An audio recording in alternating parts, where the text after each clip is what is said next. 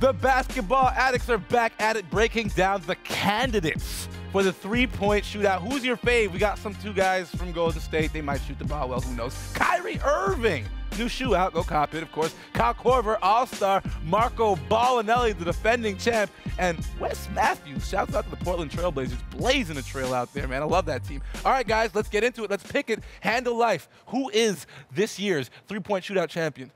Man, I'll have to go with Stephen Curry or Kyrie Irving. Or Kyrie Irving. That's two people. You realize that, right? I don't know. This is the single electorate vote. Who you got? I'm going with Stephen Curry. Steph Curry. DB. Ooh, man, my heart is saying Steph Curry with the shot, boy. But my head is saying Korver, 47%. Woo. He hits in contested threes. Woo. He won't be contested. Yeah. I think it's Korver. All right, Dan Gladman. Got to agree with Donovan on this. I want to say Curry. I got Curry for MVP. That's a whole other issue between you and I.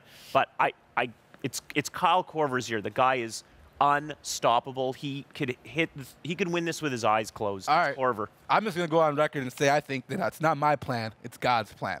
But I'm telling you right now, Klay Thompson's walking out of that building with some hardware, and it's probably going to be the three-point shootout, okay? Here it goes. It's unmissable, that's for sure. Let's get into it. I was on the internet this week, and this story kept me thoroughly entertained. Is anyone watching what is happening in Denver right now? It's amazing. Not much. Yeah, not much is happening. Coach Shaw is having a hard time convincing highly paid NBA basketball players that they need to show up on a night-to-night basis.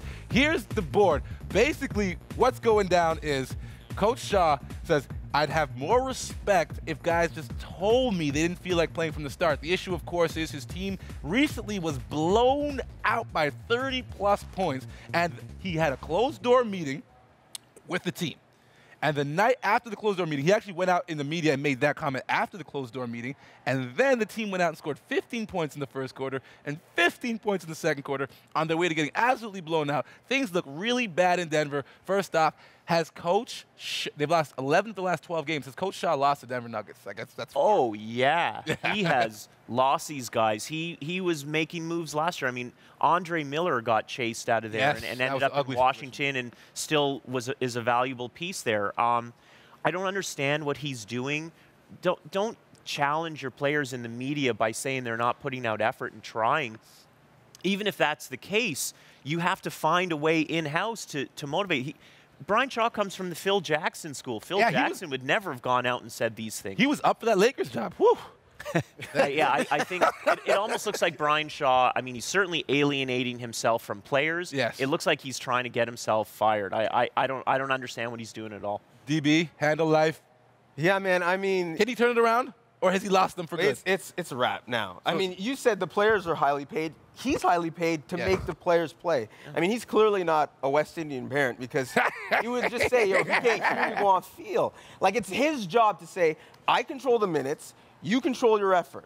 So if you give me effort, you get minutes. But he's not doing that. Okay, quickly, who's, like, a couple of names have been in trade rumors, but right now Ty Loss's name has popped up. Do you think he's the first guy to go, or is it Kenneth Faried? Who's the first guy to exit Denver? Like, who's the first guy I'll tell you, there's 29 other teams in the league that would take either of those guys. Yeah. So those are the assets that they have.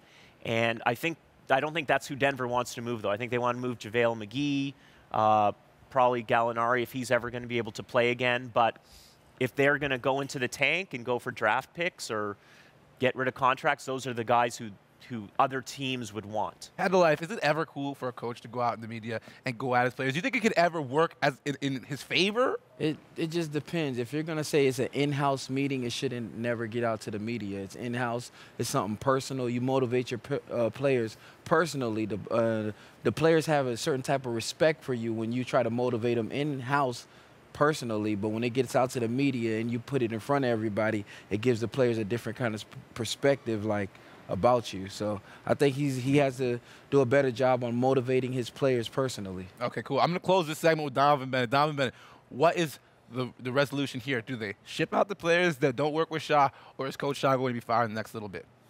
I think he's going to be fired. Yeah. And I think he's hoping to be fired.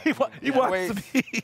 The way he's talking, right? Like, the streets is talking. Like, streets is talking. Keep it on the low, so I think he wants to leave. Streets. All right, okay, that's it. That wraps up the Denver Nuggets talk. But we still have more Hangout coming up. We got to talk about, of course, What on earth is going on in New York City? Not the Brooklyn Nets. We're talking about the New York Knickerbockers and their dedication to the broken triangle. All that and more when Phil Jackson returns on the Hangout. Hangout!